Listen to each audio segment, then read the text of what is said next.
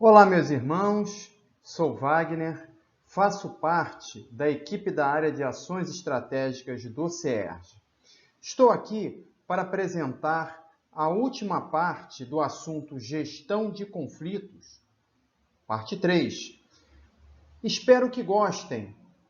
Sigamos em frente? Chegamos na última parte do assunto Gestão de Conflitos. Iremos abordar, nessa parte, os seguintes tópicos: conduzindo conflitos no nível institucional, liderança servidora diante do conflito, ferramentas para resolução de conflitos. Vamos praticar? Conduzindo conflitos no nível institucional. Finalmente chegamos na definição de gestão de conflitos. Tudo que foi dito até agora está inserido nesta definição. Então, gestão de conflitos é a adoção de práticas que assegurem a condução construtiva do processo de conflito. A gestão de conflitos nos permite criar um ambiente organizacional onde estejam garantidos o respeito às diferenças, a livre manifestação do pensamento e o diálogo construtivo, fraterno e assertivo. Essa definição nos faz refletir, nos faz pensar a casa. Será que nós estamos adotando estas práticas? Se não estamos, vamos pensar e vamos começar a trabalhar para que essas práticas possam ser inseridas na nossa gestão, na nossa casa espírita. E, além disso, em ambientes institucionais que adotam tal prática, os indivíduos se desenvolvem aprendendo a afirmar-se sem desrespeitar os outros e a lidar com o conflito de maneira natural e positiva. Como nós falamos na parte 2 desse assunto, temos que falar abertamente, com respeito, mas com tranquilidade. Temos que dar oportunidade aos irmãos se manifestarem, porque todos têm o direito e o dever, uma vez estando dentro dos trabalhos da instituição, a dar suas opiniões e avaliar cada ideia apresentada. Então, meus irmãos, pensemos nisso. Liderança servidora diante do conflito. Então, meus irmãos, chegamos no tópico liderança servidora diante do conflito. Essa foto, ela simboliza exatamente a ação da liderança servidora diante do conflito, né? O farol aqui, simbolizando o líder servidor, ele mostra as consequências dessa situação conflituosa se nós não tomarmos uma outra direção, né? Um outro comportamento diante da crise, diante desse conflito. Então, o papel do líder servidor é fundamental para que possamos sanar por completo qualquer tipo de conflito dentro da nossa instituição espírita. Qual o papel do líder servidor no processo de condução dos conflitos? Para que a gente possa responder essa pergunta com clareza, vamos nos reportar à figura de Jesus. Jesus sempre esteve junto dos seus apóstolos. Conhecia com profundidade cada um deles. Conhecia a intimidade de cada um. O papel do líder servidor em uma instituição espírita, primeiro de tudo, ele tem que conhecer cada trabalhador. Ele tem que conhecer as potencialidades que cada um tem.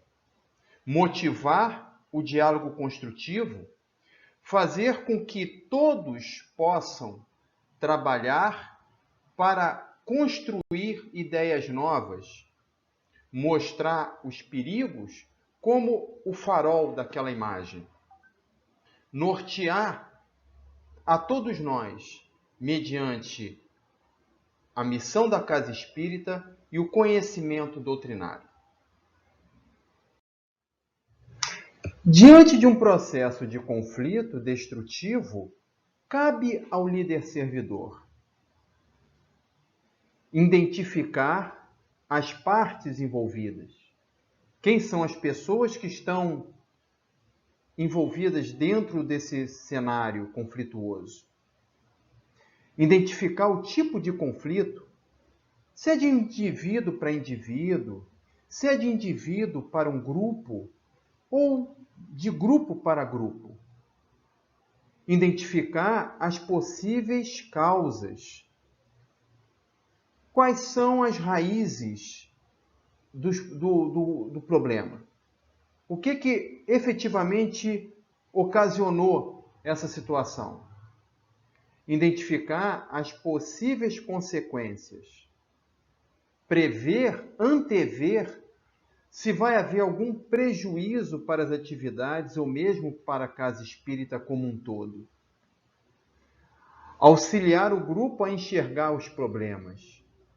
Se eu tenho um olhar como líder servidor, se eu estou servindo a Jesus ao propósito doutrinário, eu não posso simplesmente dar o peixe, eu tenho que ensinar a pescar. Eu tenho que, primeiramente, auxiliar a pessoa ou ao grupo a enxergar os problemas. Auxiliar o grupo a encontrar as soluções. Lógico, não basta eu apontar o problema. Eu tenho que pensar na solução, juntos. Decidir sobre a melhor forma de intervenção. Nós vamos ver isso a seguir. Ferramentas para resolução de conflitos. A primeira forma de intervenção é a negociação, onde as pessoas que estão envolvidas em uma situação conflituosa vão tentar se entender sem a intervenção do responsável do trabalho. Como exemplo, podemos citar um evangelizador que chama a atenção de uma determinada criança de forma bastante assertiva e essa criança vai conversar com a mãe a respeito. Essa mãe, por sua vez, vem tirar satisfações com o evangelizador, querendo saber o motivo pelo qual ele chamou a atenção do seu filho. Cabe ao evangelizador, de forma segura, de forma tranquila, conversar com essa mãe, mostrar a ela o motivo pelo qual e qual é a real intenção dessa chamada de atenção. Então, esse tipo de intervenção é muito importante, porque estimula o diálogo, abre as portas para a comunicação dentro da nossa casa espírita. Aproveitando o mesmo exemplo dado anteriormente, vamos supor que o diálogo realizado na negociação não surtiu efeito. Visando resolver o problema, o responsável pela atividade, que no caso é a evangelização, estabelece a segunda forma de intervenção, que nós chamamos mediação. Nessa forma, uma terceira pessoa entra em cena, como mostra aqui essa figura, que é o mediador. A função do mediador é mediar o diálogo entre as partes, interferindo algumas vezes para ajustar as ideias e as expectativas de cada um. Com isso, ele ajuda as partes a encontrarem a solução do problema que anteriormente, sozinhas, elas não conseguiram resolver.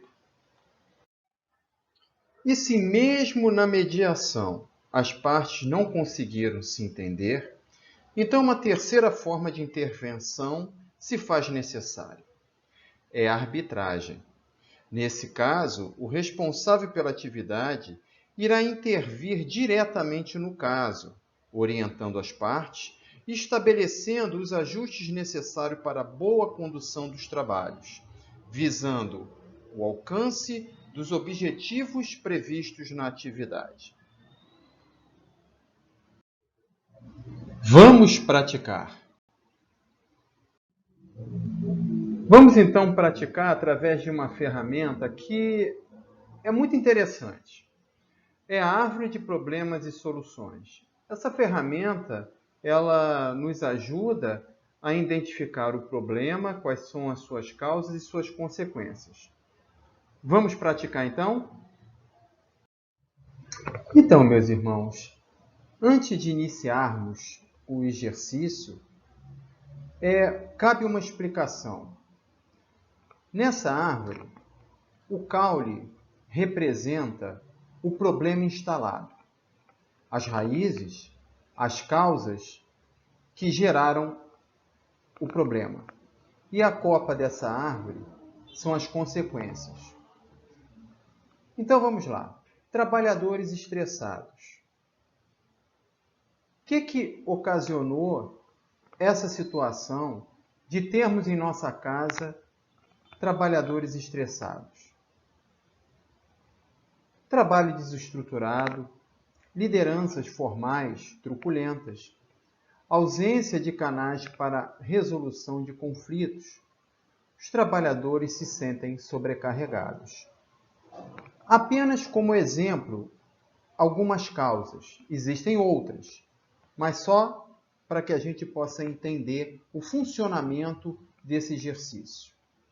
Como consequência, nós vamos ter o futuro da casa comprometido, evasão de frequentadores, a casa realiza mal a sua missão institucional, evasão de trabalhadores, o ambiente da casa é pouco fraterno. Daí as consequências. Uma vez estabelecido o problema, trabalhadores estressados, e eu tendo uma condução construtiva desse problema, um olhar positivo do conflito, eu vou trabalhar onde? Eu vou trabalhar o problema ou vou trabalhar nas causas que geraram esse problema? Certamente que nós vamos trabalhar nas causas. Então, uma vez feito isso, eu vou ter um trabalho mais estruturado. Lideranças formais, fraternas. Eu vou criar canais para a resolução de conflitos, porque o diálogo é construtivo. Eu posso falar e eu posso ouvir abertamente. Com isso, a cultura e gestão administrativa vão ser participativas na instituição. E aí, o meu problema, que antes era trabalhadores desmotivados, estressados, eu vou inverter a situação. Os trabalhadores, eles vão estar motivados. E como consequência, o futuro da casa está garantido. Eu vou aumentar o número de frequentadores, porque a casa vai realizar bem a sua missão institucional. Tanto os trabalhadores como as lideranças formais, elas conhecem com profundidade o estatuto, conhecem com profundidade o regimento interno e sabe qual é a missão institucional da minha casa. Com isso, eu vou, como frequentador, ficar motivado para querer ser um trabalhador dessa casa. Como consequência, aumento do número de trabalhadores. E o ambiente da casa, que antes não era fraterno, agora se tornou fraterno, onde todos se respeitam, todos se querem e um ajuda o outro. Esse é o objetivo. Então, meus irmãos, nessa foto podemos perceber quantos irmãos a casa espírita recebe? Tanto desencarnados como encarnados. Irmãos felizes, irmãos infelizes. Se em uma casa espírita as lideranças tiverem as características do líder servidor, mesmo havendo, os conflitos serão gerenciados de forma segura e harmônica, contribuindo assim pelo excelente clima organizacional e pela longevidade da instituição. E mais do que isso, esses irmãos necessitados, encarnados ou desencarnados, irão, ao entrar na nossa casa espírita, sentir de imediato o amor de Jesus, o acolhimento, o esclarecimento, que faz com que a doutrina espírita seja o consolador prometido por Jesus. Então, meus amigos, meus irmãos, chegamos ao final da terceira parte, última, do assunto gestão de conflitos. Espero ter contribuído para a reflexão de todos. E gostaria de agradecer. Muito obrigado pela presença e que qualquer dúvida, qualquer questionamento que os irmãos possam ter, por favor, nos procure. Estaremos sempre à disposição de todos vocês. Que Jesus nos abençoe e, mais uma vez, muito obrigado.